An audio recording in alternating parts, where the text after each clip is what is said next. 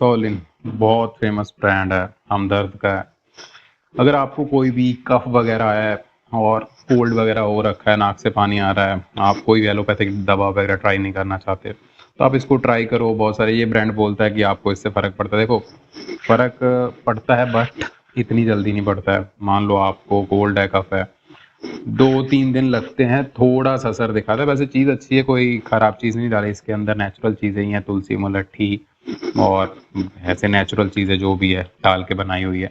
But मैं result की बात करूँगा कि ऐसा रिज़ल्ट कुछ है नहीं जैसे कंपनी बताती है। हाँ, थोड़ा बहुत फ़र्क दिख जाता है। बाकी अगर आप एलोपैथिक से बचना चाहते हो, आप इसको ट्राई कर सकते हो। कोई साइड इफ़ेक्ट वगैरह है नहीं, नेचुरल चीज़ से बनी हुई है। और अगर साइड इफ़ेक्ट नहीं है तो आप ट्राई कर सकते हो, और ज़्यादा महंगा भी नहीं है, सस्ता ही है। ₹65 का पड़ता है इतना सारा डब्बा।